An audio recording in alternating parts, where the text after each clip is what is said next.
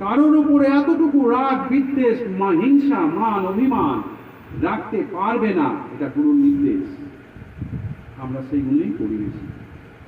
সবসময় এক মন হয়ে, গুরুগত প্রাণ হয়ে থাকতে হবে।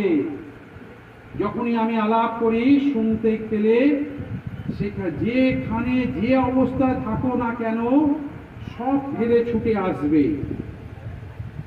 মন দিয়ে শুনবেন। আমার আলাপ গামছা পরে, লেঙ্গি পরে থাকলো শুনে যাওয়া উচিত। অনেকে আমি আলাপ করছি শুনতে পেয়েও ঘুমোতে চলে যায়, চুল বাঁধতে বসে, তাদের কাছে সেটাই বড়।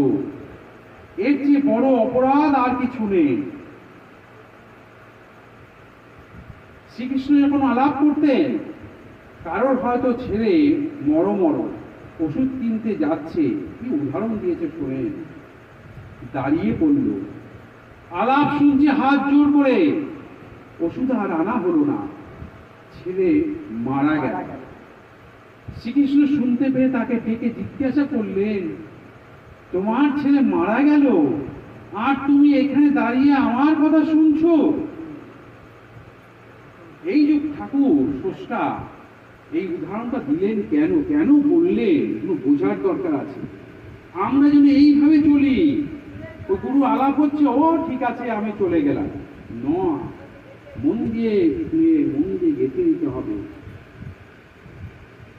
কৃষ্ণ বল, তোমার ছেলে মারা গেল আর তুমি আমার কথা শুনছো?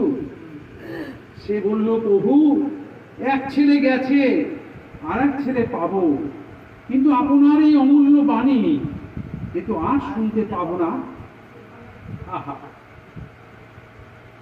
তুমি এরকম? শ্রীকৃষ্ণ বললেন, তিনি খুশি হয়ে তার ছেলেকে বাঁচিয়ে দিলেন।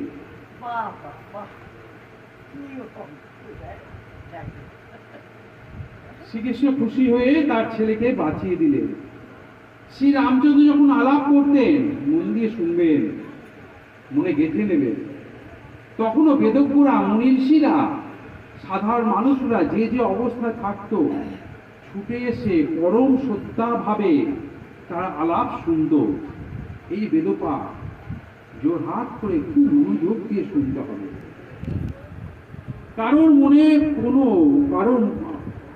মনে করো বাবা মারা গেছে, শ্মশানে নিয়ে যাচ্ছে, সে মরার খাট নামিয়ে রেখে হাত জোর করে শুনছে।